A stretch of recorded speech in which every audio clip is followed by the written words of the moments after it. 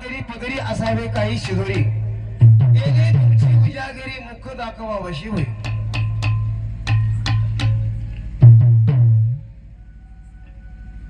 तर त्याच्याकडे काहीतरी शिदोरी असायला पाहिजे. आपण एखाद्या पाहुण्याच्या घराला जातो, पुन्हा कार्यक्रमाला काहीतरी हातामध्ये घेऊन जाते माणूस. नुसतं काय जात असलो काहीतरी सप्रे भेट म्हणून हातात न्यावाच लागतो, तर माणूस उजागिरीने जाते. सप्रे भेट नाही ना, नुसते हाताला आपला जाय जमते काय? तसं काहीतरी पदरामध्ये शिदोरी असायला पाहिजे. तर एका एका फणीमध्ये अनंत अनंत खेळ रमतात. तद्वत एका सृष्टीमध्ये 10 पद आहेत. तर आम्हाला एक कर्मश्रेष्ठी पार करायची असेल किंवा एका कर्मश्रेष्ठीतून आम्हाला पुढे जायचं असेल तरी या ठिकाणी बरेच लोक अनुग्रहित आहेत. 18 अक्षराचं नाम गुरु शिष्याला सांगतो. निज धर्म सर्वाचं नाम म्हणतात त्याला. तर अशा 128 अक्षराचं सप्तनाम सांगतात आणि ते 128 52 मात्रेक मधल्या 16 स्वर 36 व्यंजन आणि दुसरी एक अर्धी मात्रक आहे. तर त्या अशा 52 मात्रिकेच्या अक्षरातून नामाची निर्मिती झालेली आहे. म्हणून मला बघा एका ठिकाणी माया मला फुलबीची माया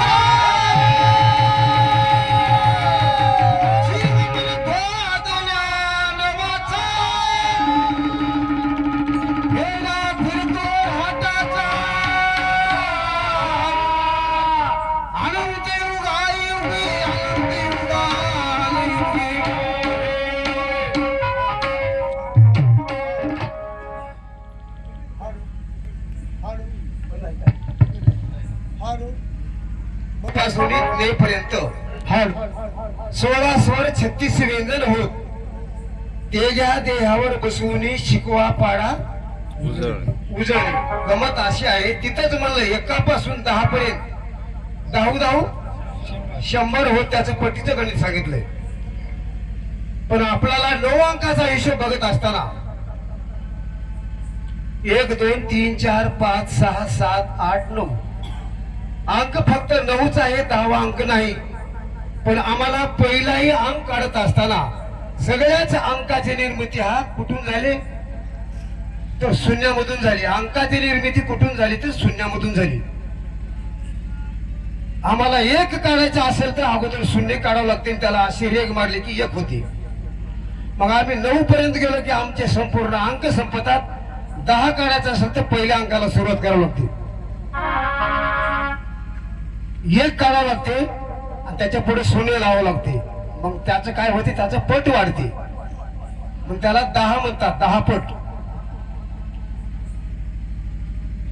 आपण म्हणतो त्या माणसाची काय बला आली, त्याच्यापेक्षा ते माणूस 10 पटीने चांगला, 100 पटीने चांगला, 100 नाही 1000 पटीने चांगला म्हणलं तरी जमते असे म्हणतात. पण ह्या सुद्धा बोलायला शास्त्राचाच आधार आहे. शास्त्राच्या आधाराशिवाय कुठलंही बोलायला जमू शकत नाही. पण गमत अशी आहे 1 शून्य आम्हाला आमच्या अंकाच्या पुढे लावायचे आहे. ते कोणतं महाशून्याचे वेगळे एक निर्शून्य आहे, ते शून्य आम्हाला आमच्या अंकाच्या पुढे लावायचे आहे. पण गमत अशी आहे अजून एका ठिकाणी महापूजेवर सांगतात बघा 81 कोटी 1.25 लक्ष वरी 10 दैवता. याचं गणितच आहे. आणि इकडं 9 9 81 9 1 9 9 2 18 9 3 27. 18 काढायचं असेल तर 1 आणि 8 18 आणि 1 आणि 8 9 आणि 8 आणि 1 9 9 1 9 9 2 18 9 3 27. 7 आणि 2 9 9 4 36 6 आणि 3 9. असं तुम्ही शेवटपर्यंत मापत जा. त्याचं उत्तर शेवटी 9च येते. उजळीच्या पाड्यामध्ये एक पाडा असा आहे, त्याचं शेवटला उत्तर 9च येते. तद्वत असा विषय आहे. 3 प्रकारच्या शिड्या आहेत आणि पायऱ्या आहेत 9. अजून एका ठिकाणी महापूजेवर म्हणलं बघा श्रीमंताचा शिका देण्याचा अमर शिडीवर चढे. देव सोडून दैवत पोचता त्याची पहिलीच पायरी पण आम्हाला 9 अंकाचा हिशोब चढत असताना पहिल्यांदा इथलं काम सारावं लागते. आपण गावाला जात असताना घरी जनावरांची चारा पाणी व्यवस्था, चारा पाण्याची व्यवस्था करून जातो. तसं आम्हाला इथली संपूर्ण व्यवस्था करून आम्हाला पुढल्या व्यवस्थेचा मार्ग शोधावा लागतो. तर असो, आपल्याला समोरच्या भजनाकडून काही बरंच ऐकायला मिळालंय. हा भजन मंडळ अतिशय चाणक्य आहे, हुशार आहे, आमच्यापेक्षा चांगले आहे. पण ते म्हणतात देव भगव्या कपड्यामध्ये नाही म्हणता, काळ्या कपड्यामध्ये नाही, पांढऱ्या कपड्यात नाही. आम्ही म्हणल्या ते म्हणतात भगव्या कपड्यात हाय. भगव्यात कपड्यात हाय तर पांढऱ्या कपड्यात का नाही? कोणी म्हणतात निळ्या कपड्यात हाय. भगव्यात झाल्यावर निळ्या कपड्यामध्ये बी आहे, निळ्यात झाल्यावर काळ्या कपड्यामध्ये बी देव आहे. देव तर सर्व गठी भरून उरलाय हो. जागा कुठंच रिकामी नाही. तुमच्या आमच्या सर्वांमध्ये याच ठिकाणी देव आहे. पण जाणलं तर तुझं आहे तुझ्या पाशी, पण तू जागा भोगलाशी. देव नाही असे बाब नाही. पण तो भगवंत कसा आहे त्याला बघायचं गेलं, त्याला ओळखायचं गेलं तर कुठल्याही स्थिती अवस्था त्याला लागू पडत नाहीत. म्हणून कुठल्याच स्थितीमध्ये तू बसू शकत नाहीस. म्हणजे मोजमाप जर करायला गेलं तर आपल्याला त्याची घनता होत नाही. 4 वेद 6 शास्त्र 18 पुराण भांबावून गेलेत, त्यांना वेळ लागला नाही. असो, ईशाच्या बाबतीमध्ये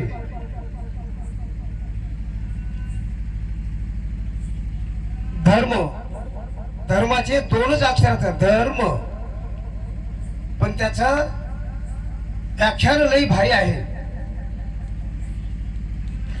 पण मी काय म्हणलो बाबा, निज आत्मबोध वेगळेच सांगायला आहे. ते बी आपलाच होय, आपल्या संप्रदायाच होय. आणि दोघे आपण सुद्धा एका संप्रदायाच्या एकाच माहिती हा मोक्ष सिद्धांत त्याने वेगळा सांगायला आहे. त्याने बी आपलाच होय. सारे विचार हे आपल्या संप्रदायाचं होय. सगळे आपणच हा, सगळी मंडळी सुद्धा बसलेली आपण एका माहिती लेकर आहात, याच्यात भेद नाही. पण मोक्ष सिद्धांत वेगळंच म्हणते, सारे विचार वेगळाच म्हणते, निज आत्मबोध वेगळाच म्हणते. मग आपण नेमकं कोणतं धरावं हे आपल्याला ठरवायचं आहे. काय निज आत्मबोधाचं खरं आहे, मोक्ष सिद्धांताचं खोटं आहे काय, किंवा सारी विचाराचं खोटं आहे काय, की काय तिन्हीचही बरोबर आहे काय, हे आपल्याला याच्यामधला बारकावा बघायचा आहे. आणि कोणीही माणूस बोलते, पण कसं बोलते म्हणतात बघा, माणसं झाड बघून घाव टाकावं, माणूस बघून बोल टाकावं. तुम्ही नांदेड जिल्ह्यामध्ये नामांकित भजन मंडळ आहे. सगळा जिल्हा तुम्हाला ह्या नावानं ओळखीते. सरेगावची भजन मंडळ हा नंबर 1 आहे. म्हणून आम्ही तुमच्या पुढे हे इशे ठेवला की बाबा या इशयाचं निरसन तुमच्याकडून होऊ शकते असं आम्हाला खात्री वाटली होती. कसं आहे बघा, तुम्हाला याचा जर काही शंका वाटत असेल, मी अध्याय नंबर सांगतो, ग्रंथाचं नाव सांगतो, निजात्मबोध ग्रंथ, अध्याय नंबर 11, ओळी नंबर 57 आता माझ्यापाशी उपलब्ध आहे. हे बघा, त्याच्यामध्ये वेगळं सांगाले. धर्माचे 4 पाय सांगलेत आणि सारे विचारामध्ये 4 पाय सांगलेत, पण ते वेगळे सांगलेत. मोक्ष सिद्धांतामध्ये बी 4 पाय सांगलेत, पण त्या बी वेगळे सांगलेत. हे वेगवेगळे सांगले तर आपण थोडं थांबा. आपण धर्म कोणता निवडावा? बरं, तुम्ही म्हणले या विषयाला 2 बाजू असतात. 2 नाही, याच्यात 12 बाजू होता की. तुम्ही 6 घ्या, मला 6 द्या. सारी विचार 4 सांगालाय. निजात्मबोध 4 पाय सांगाले. मोक्ष सिद्धांतामध्ये सुद्धा 4 पाय सांगले. चारी त्रिकोण 12 झाले.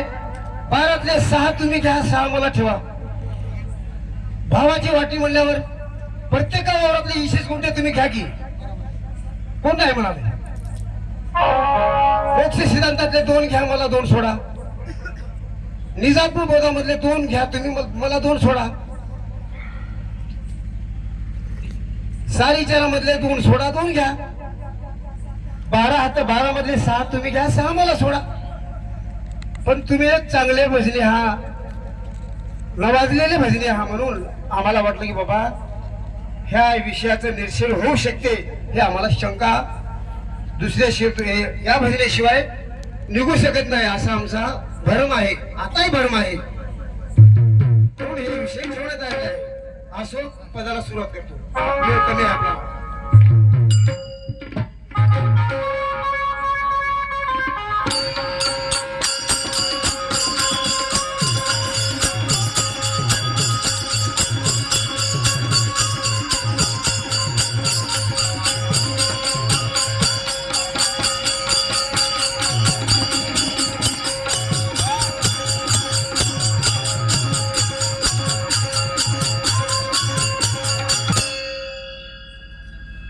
तिन्ही ग्रंथ आपल्याकडे उपलब्ध आहेत. मजापसला ग्रंथ घ्या, तुम्ही वाचवा आणि बघून सांगा, याच्यात काही खोटं नाही. निजात्मबोध ग्रंथ अध्याय 11वा, ओळी क्रमांक 12 पासून सुरुवात. धर्माचे 4 पाय. नावं सांगण्याची काही गरज नाही, नावं तर तुम्हाला माहित आहातच. पण याच्यातला घोळ काय होय आपला, हे घोळ बघायचा आहे. या तिन्ही मधला बायोडाटा आपल्याला हे बघायचा आहे. तुमच्याकडून आम्हाला नक्की मिळते अशी अपेक्षा आहे. आता शेवटी तुमची खुशी राहील.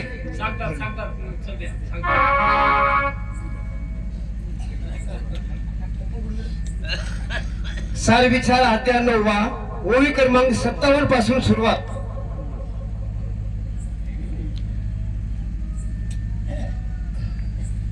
ग्रंथ मोक्ष सिद्धांत अध्याय 2, ओळी क्रमांक 5 पासून सुरुवात. प्रत्येक ठिकाणी 4 पाय सांगितलेत. तिन्ही ग्रंथ माझ्याकडे उपलब्ध आहेत. बघून घ्या, त्याचा काय बायोडाटा आहे काय नाही काढा, बघा, पब्लिकला सांगा, आम्हालाही सांगा. आम्हाला याच्यामध्ये शंका आहे, शंकेचं निरसन करा. असो, पदाला सुरुवात करतो.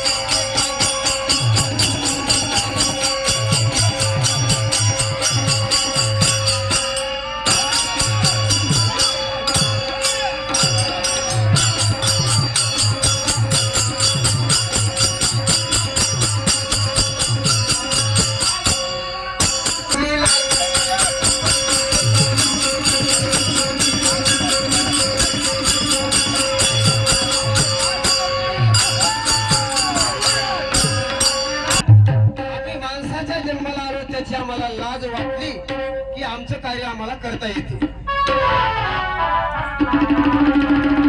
एका सुभाषितकरानं काय केलं बघा, एका दृष्टांत संग्रहामध्ये एक उदाहरण दिलं. एक तुमच्या आमच्यासारखा माणूस प्रवासाला परवास करत असताना एसटी मध्ये बसला. कंडक्टरने सांगितलं बाबा तू तिकीट काढ. तर त्याने म्हणलं मी तिकीट काढत नाही. काढत नाहीस? काढणार म्हणला. का काढणास म्हणला? काढीच ना म्हणला. त्यानं मला बाबा तसं नाही, तिकीट काढावं लागते. तिकीट काढलास तर बरं राहील. तिकीट नाही काढलास तर तुला तुझ्यावर काही कारवाई वगैरे होऊ शकल आणि पुढे आलेल्या परिस्थितीला संकटाला तोंड द्यावं लागेल. त्याच्यापेक्षा तिकीट काढलं तर बरं राहील म्हणला. त्यानं मला मी कुठल्याही परिस्थितीमध्ये तिकीट काढणं म्हणजे काढणं म्हणला. आता काय करावं? कंडक्टर थोडं राग आलं, लागले दोघांच्या हाती मिठी बिलोडीत देगलोड ते नांदेड गाडीमध्ये बसले. नायगाव नरशी पास झाली. त्यानं काढीच ना म्हणला. कंडक्टर थोडं राग आलं, त्यानं म्हणला काढ, तुझकी काढणास? त्यानं म्हणला काढला. दोघांना बाह्यावरी केला. तर कंडक्टर म्हणला मार मारी तुझ्या कमरेत लात मारला तर नांदेडला जाऊन बस स्टँडला पडशील म्हणला. मग त्यानं काय म्हणावं? त्याला राग आला असेल की नसेल? कमरात लात मारील म्हणल्यानं त्याने काय म्हणला, बरं झालं साहेब म्हणला, मला नांदेडला वेष्टी जायला तासभर वेळ लागते म्हणला. कमरात लात मारा पण थोडं हळून मारा म्हणला, मला चंदा शिंकारला उतरायचं म्हणला. म्हणजे कमरात लात मारली तरी लात खायची आमची तयारी आहे गोंडले साहेब. कमरात लात मारली तरी लात खायची तयारी आहे, पण आम्हाला चंदा शिंकारला उतरायचे आहे. चंदा शिंकारला म्हणजे आमची अलीकडची सृष्टी आहे आणि बस स्टँड म्हणजे आमची निरालंब सृष्टी आहे. आम्हाला त्या पर लोकाला जर जायचं असेल, त्या उगम स्थळाला जर जायचं असेल तर तुम्ही एक विचार करा.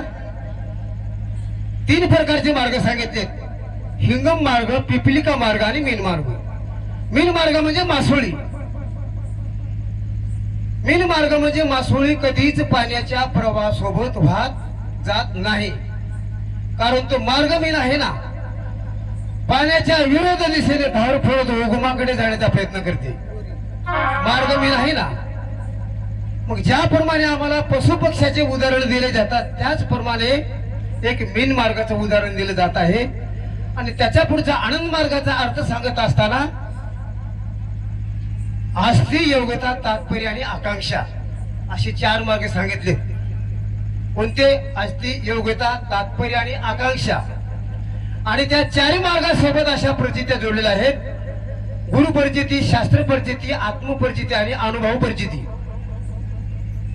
आम्हाला गुरु परिचिती झाली की शास्त्र परिचिती होते, शास्त्र परिचिती झाले की आम्हाला आत्मपरिचिती होते, आणि आत्मपरिचिती झाले की आम्हाला अनुभव परिचिती होते. गुरु काय सांगालाय, शास्त्र काय सांगते?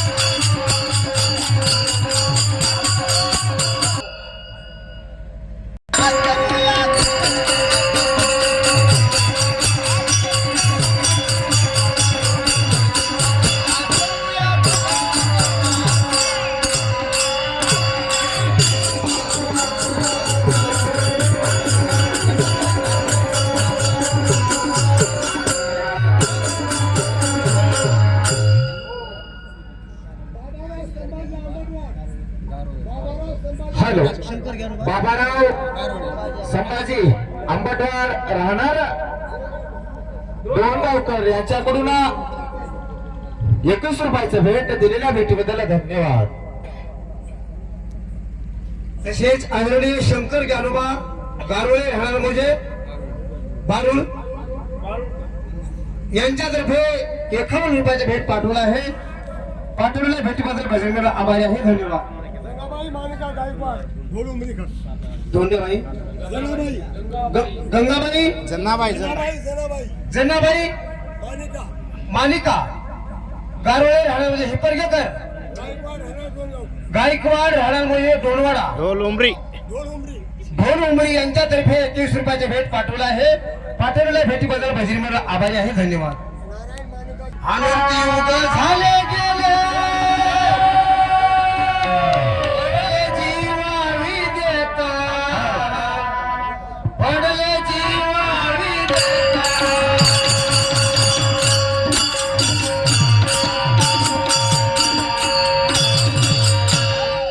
अनंत युग झाले गेले, पडले जीवावी देता, पडले जीवावी देता.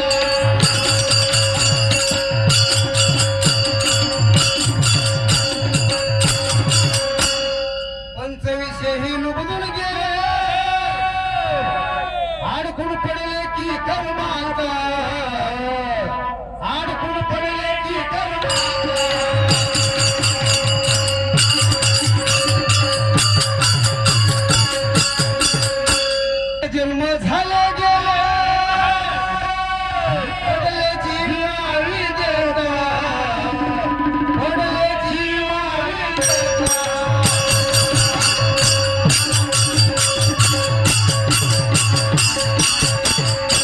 आपल्या एका धड्यामध्ये सांगितले बघा, आविद्या भाऊ डोई बुडालो कासा वीस झालो मोह मगरीने.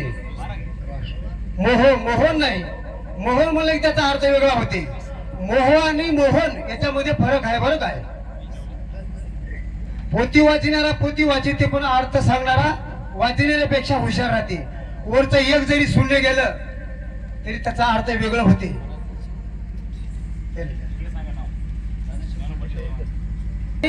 मोहन शब्दामध्ये बराच फरक आहे. आपल्याला ऊसाची पाचट काढायची झाली तर पलाकाला पा च चमच्याचं पाच आणि ट पाचट आणि वरिटी मध्ये दिल्यावर पांचट होते. त्याच्याकरता शून्याची गरज आहे, तिथे शून्य वापरायला पाहिजे. शून्य नसताना मनानं जर लावला तर ते अर्थ सांग करणारा माणूस मनानं शून्य कस काय लावला म्हणते. आपल्याला पाचट काढायची होती, वरी टिंब कस काय दिला, टिंब आहे का वरी नाही, मनानं कस काय शून्य लावलास आणि शून्य असताना कस काय सोडला शून्य, असं चाणक्य ते सांगणारा वाचण्यापेक्षा.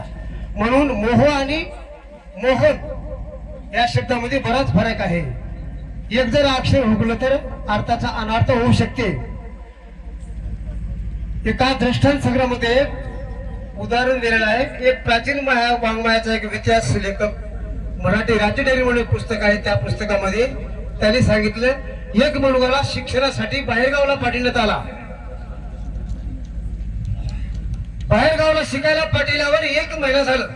1 महिन्याच्या नंतर घराकडून पत्र पाठवण्यात आलं की बाबा आम्ही इकडे सर्व मंडळी सुखरूप खुशाल आहोत आणि तुम्ही तिकडे कसे आहात ते आम्हाला पत्रद्वारे निरोप सांगा. त्या मुलाचं नाव होतं आजीस. मुलासोबत होती त्याची आजी, त्याला भाकरी घालायला. मुलाचं नाव होतं आजीस, मुलासोबत होती त्याची आजी. मग आता गावाकडे पत्र पाठवायचं आहे. मग त्या आजीस नावाच्या मित्राने काय केलं, त्या मित्राला पत्र लिहायला, बाबा तुझं अक्षर चांगला आहे, पत्र लिहू आपल्या गावाकडे पाठवायचं आहे. आजीस बरा आहे म्हणून पत्रामध्ये उल्लेख कर. मग त्या मित्राने काय केलं, लिहिता लिहिता एक एकला अक्षर तिकडे टाकलं बघा, थोडी गलत झाली, त्याला जोड अक्षर जमलं नाही. आजी सबर आहे, आजीच बरं आहे त्याला लिहिता आलं नाही. आजी सबर आहे. सबर या शब्दाचा अर्थ गरोदर. गावाकडे पत्र गेले, पत्र काय माणसं वाचवाले काय ऐकले तर घरी आजीच पत्र आले म्हणले, आजी गरोदर आहे म्हणून. गरोदर आहे. सबर ह्या शब्दाचा अर्थ गरोदर होते, सरळ सरळ गरोदर होते. सबर म्हणजे गरोदर. आजी सबर आहे तर आजीचं पत्र आले, आजी गरोदर आहे म्हणून. आजी सबर आहे. सबर हा शब्द कुठे वापरता येते, कुठे वापरता येणार. शास्त्र भाषामध्ये घोडीला काय म्हणतात, घोडी सबर आहे, घोडी गाभण आहे म्हणणार. आपली म्हैस शेळी, हे शेळी गाभण आहे, म्हैस गाभण आहे आपण म्हणू शकता. तसं मोह आणि मोहन शब्दामध्ये बराच फरक आहे. पण मोह म्हणजे आम्हाला जे लागलेला मोह आहे या अवेदेमधून, ज्या अवेदेमधून जे उत्पन्न होणारे जे विषय आहेत त्याच्यामध्ये पंचविषय आहेत, शब्द, स्पर्श, रस, रूप आणि गंध. म्हणून कवी करता काय म्हणतो, पंचविषय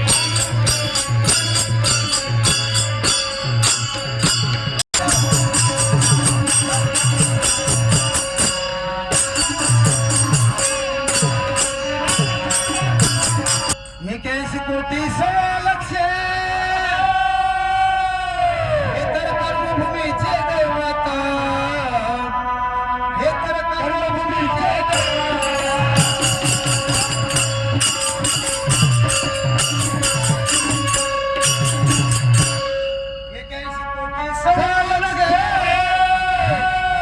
हे तर कर्मभूमीचे देवता, हे तर कर्मभूमीचे देवता.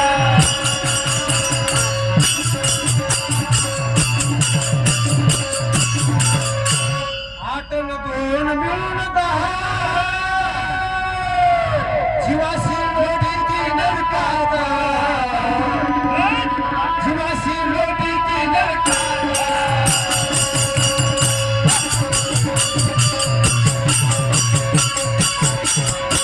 आठ न दोन मिळून दहा, जीवाशी लोटी ती नरकाता, जीवाशी लोटी ती नरकाता.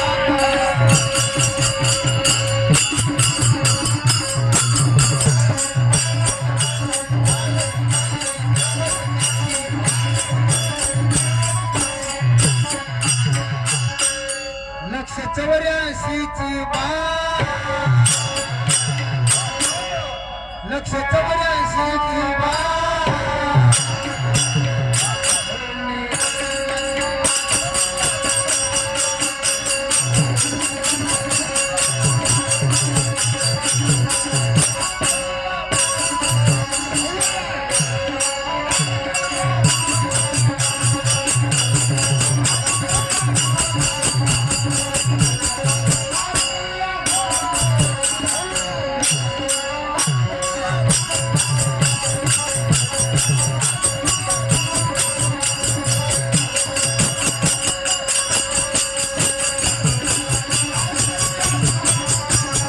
सद्गुरु नामावाचून गती नाही नाही नाही तिने जगती.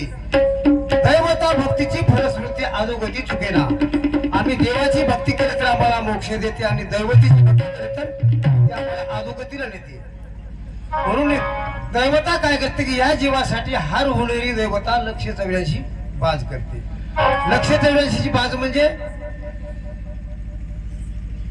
84. आपल्याकडे झोपल्याची असते बघा बाज, तिला माचवे किती असतात? 4. मग तिलाही 4 माचवे आहेत.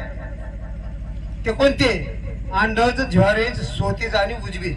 हे 4 माचवे होते. अंडज, ज्वारेज, सोते आणि उजवीज. उजवीज खालीमध्ये वृक्षाचा जन्म होतो. ज्वारेज खालीमध्ये जनावराचा आणि मनुष्याचाही जन्म होऊ शकतो. दोन्ही प्रकारचा जन्म होऊ शकतो. अंडज खालीमध्ये पक्षाचा जन्म होतो.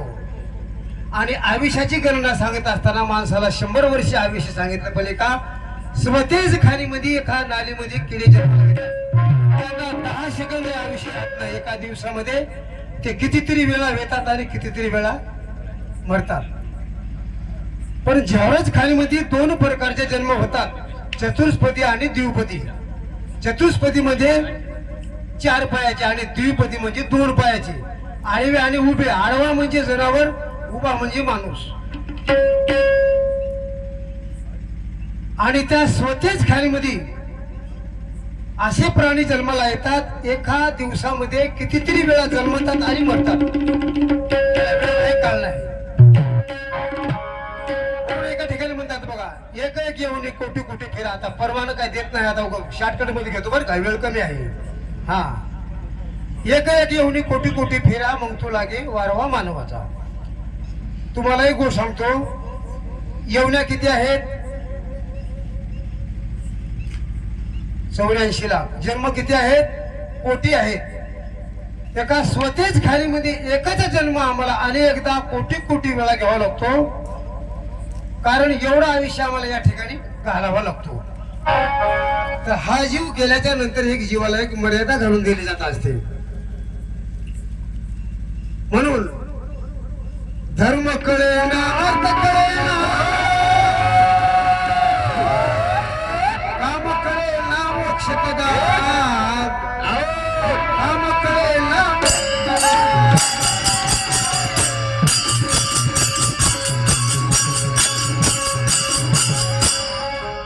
आम्ही धर्म कळेना, अर्थ कळेना, काम कळेना, मोक्ष कदा, काम कळेना, मोक्ष कदा.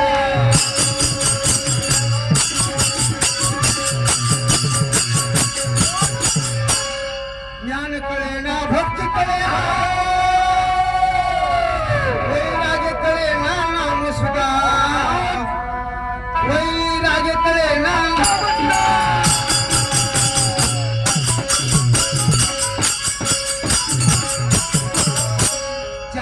पुरुषार्थाची व्याख्या सांगत असताना धर्म अर्थ आणि काम, धर्म अर्थ काम मोक्ष आधी येऊ तिकडे.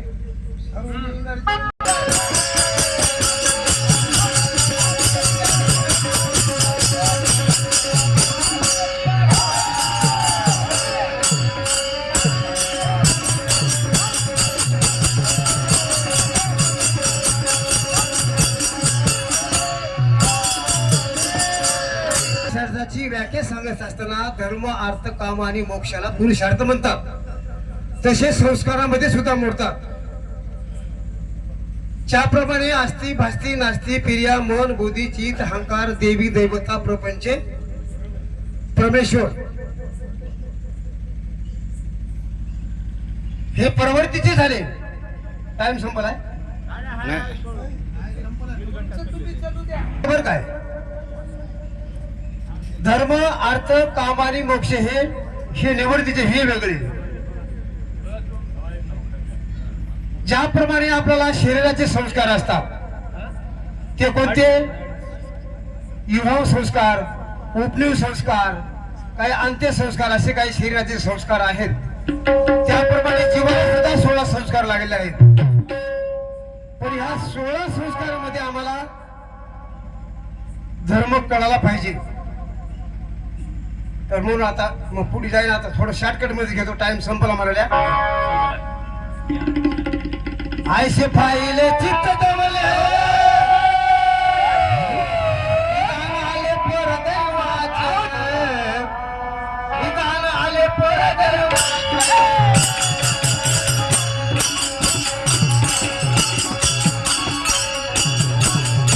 आयसे फाईले चित्त दमले विधान आले पर दैवाचे, विधान आले पर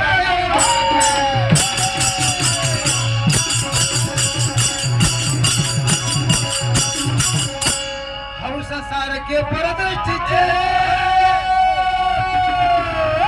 परमहंसाशी घातात, परमहंसाशी घातात.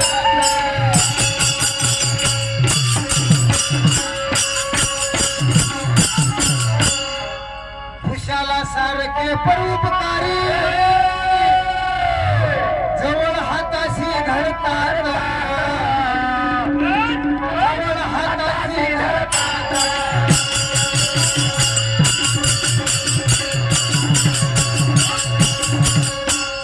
खुशाला सारखे परोपकारी जवळ हाताशी घडतात, जवळ हाताशी घडतात.